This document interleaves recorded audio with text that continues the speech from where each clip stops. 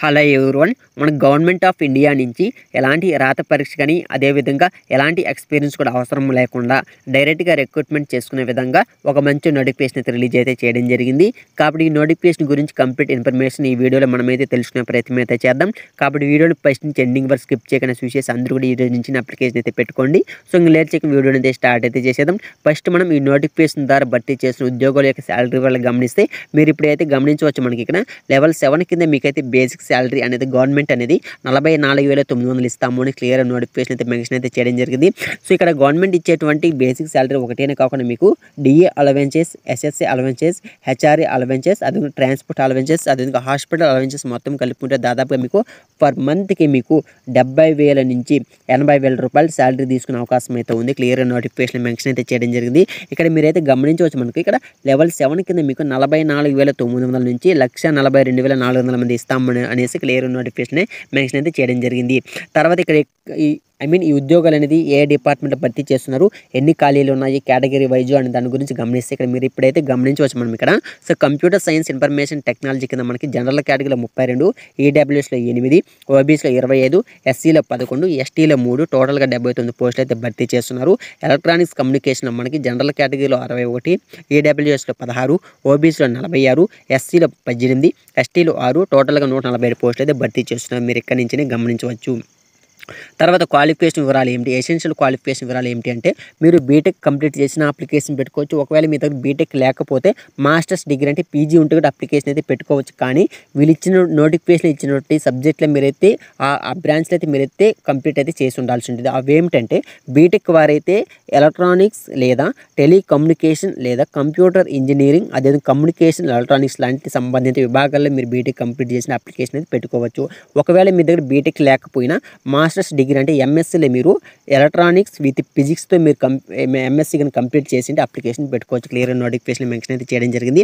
So ఇప్పుడు మీకు BTech master degree ఒకటే కాదు, గేట్ స్కోర్ అయితే కంపల్సరీ అనేసి క్లియర్గా నోటిఫికేషన్ మెన్షన్ అయితే చేయడం జరిగింది. సో నేను చెప్పాను కదా ఎలాంటి రాత పరీక్ష కూడా ఏమీ లేకుండా డైరెక్ట్గా రిక్రూట్మెంట్ చేసుకుంటున్నారు అనేసి. సో అదే విధంగా రిక్రూట్మెంట్ చేసుకుంటున్నారంటే మీకు గేట్లో మీకు 2021, 22, 23 ఈ 3 ఇయర్స్లో మీకు గేట్ స్కోర్ ఏదో ఒక ఇయర్లో మీకు గేట్ స్కోర్ కానీ ఉంటే అప్లికేషన్ పెట్టుకోవచ్చు. ఆ గేట్ స్కోర్ దాన్ని డైరెక్ట్గా మిమ్మల్ని అయితే రిక్రూట్మెంట్ అయితే చేసుకుంటాము అనేసి క్లియర్ నోటిఫికేషన్ మెన్షన్ అయితే చేయడం జరిగింది. మీరైతే గమనించవచ్చు. ఇప్పుడు మనం ఏజ్ లిమిట్ గమనిస్తే 18 to 27 ఇయర్స్ మధ్య ఉన్న వాళ్ళందరూ కూడా అప్లికేషన్ అయితే పెట్టుకోవచ్చు. కట్ ఆఫ్ డేట్ మనకు 2024 జనవరి 12 నాటికి ఈ డేట్ ప్రకారం మీకు 18 to 27 ఇయర్స్ మధ్య ఉన్న వాళ్ళందరూ కూడా అప్లికేషన్ అయితే పెట్టుకోవచ్చు. అదేవిధంగా మీకైతే ఎస్సీ ఎస్టీ వరకు 5 ఇయర్స్ ఏజ్ రిలాక్సేషన్, 3 ఇయర్స్ మనకి ఓబీసీ వరకే ఏజ్ రిలాక్సేషన్ అయితే వర్తిస్తుంది అనేసి క్లియర్గా నోటిఫికేషన్ అయితే మెన్షన్ అయితే చేయడం జరిగింది. తర్వాత స్కీమ్ ఆఫ్ ఎగ్జామినేషన్ అనేది మీకు గేట్ స్కోర్కి మీకు 1000 మార్కులు, ఇంటర్వ్యూకి 175 మార్క్స్ అయితే కేటాయించడం జరిగింది. సో వీళ్ళు ఇచ్చినటువంటి మార్క్స్లో ఎవరికైతే హై స్కోర్ వస్తుందో వాళ్ళకైతే పోస్టింగ్ అనేది డైరెక్ట్గా ఇస్తాము అని క్లియర్ నోటిఫికేషన్ మెన్షన్ అయితే చేయడం జరిగింది. సో ఇక్కడ చూసుకుంటే మనకి సెలక్షన్ ఆఫ్ క్యాండిడేట్స్ మొత్తం ఇచ్చారు. మీరు ఎక్కడి నుంచి గమనించవచ్చు. తర్వాత మనం మీకు ఇంపార్టెంట్ డేట్స్లో గమనిస్తే ఇంపార్టెంట్ డేట్స్లో మీరు అప్లికేషన్ పెట్టుకోవడానికి లాస్ట్ డేట్ ఎప్పుడంటే మీకు 2024 జనవరి 12 వరకు కూడా మీరైతే అప్లికేషన్ పెట్టుకోవచ్చు. మీకైతే 23 ఓకే డిసెంబర్ 23 నుంచి అప్లికేషన్ అయితే స్టార్ట్ అయింది.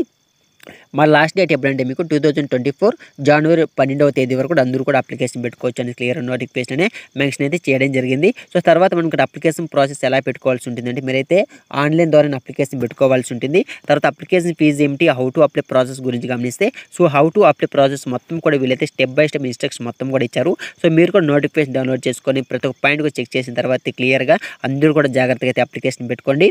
తర్వాత ఫీజెస్ వివరాలు గమనిస్తే సో మేల్ క్యాండిడేట్స్లో మనకి జనరల్ కేటగిరీ వరకు ఈడబ్ల్యూఎస్, ఓబీఎస్ కేటగిరీ వరకు మాత్రం ఇదైతే ప్రాసెసింగ్ ఫీజు 100 రూపీస్ పే చేయాల్సి ఉంటుంది. అదేవిధంగా ఎగ్జామినేషన్ ఫీజు 100 రూపీస్. అంటే టోటల్గా ఎవరైతే వీళ్ళైతే ఇక్కడ మనకి జనరల్ కేటగిరీ ఈడబ్ల్యూఎస్, ఓబీఎస్ వరకు ఎవరైతే ఇచ్చారో సో వాళ్ళైతే 200 రూపీస్ వరకు పే చేయాల్సి ఉంటుంది. సో మిగతా వారు సో వీళ్ళ ఇంకా female candidates generally EWS, OBC, SC, ST so ఇలాంటి వాళ్ళందరూ కూడా ఓన్లీ ప్రాసెసింగ్ ఫీజు మాత్రం కడితే సరిపోతుంది. ఎగ్జామినేషన్ ఫీజు కూడా అవసరమైతే లేదు. సో మోడ్ ఆఫ్ పేమెంట్ అంటే మీరు ఆన్లైన్లోనే అప్లికేషన్ పెట్టుకోవాల్సి ఉంటుంది కాబట్టి మీరు పేమెంట్ కూడా ఆన్లైన్లోనే చేసుకోవాల్సి ఉంటుంది. సో ఇదంతా ఫుల్ నోటిఫికేషన్ సంబంధించి జాబ్ సెలక్షన్ ఎలా చేస్తున్నాం మొత్తం డీటెయిల్స్ ఇచ్చారు. సో నోటిఫికేషన్ లింక్ ఈ వీడియోకి కామెంట్ సెక్షన్ ఇస్తాను, డౌన్లోడ్ చేసుకున్నందుకు కూడా ఈ రోజు నుంచి అప్లికేషన్ అయితే పెట్టుకోండి. సో అప్లై లింక్ కూడా ఈ వీడియోకి కామెంట్ సెక్షన్ ఇస్తాను. సో ఓకేనా. సో ఇది నోటిఫికేషన్ గురించి కంప్లీట్ ఇన్ఫర్మేషన్. మీకు ఇంకా ఏదైనా డౌట్స్ ఉంటే నాకైతే కామెంట్ చేయండి, అనేది ఖచ్చితంగా రిప్లై అయితే ఇస్తాను. సో ఫైనల్గా ఈ నోటిఫికేషన్ అనేది మనకి ఇంటెలిజెన్స్ బ్యూరో నుంచి, మినిస్ట్రీ ఆఫ్ హోమ్ అఫైర్స్ నుంచి, గవర్నమెంట్ ఆఫ్ ఇండియా నుంచి అఫీషియల్గా నోటిఫికేషన్ అనేది రిలీజ్ అయితే చేయడం జరిగింది. So assistant central intelligence officer grade 2 technical recruitment కింద ఈ నోటిఫికేషన్ అయితే రిలీజ్ అయితే చేయడం జరిగింది. మీరైతే గమనించవచ్చు. So finally thank for watching this video.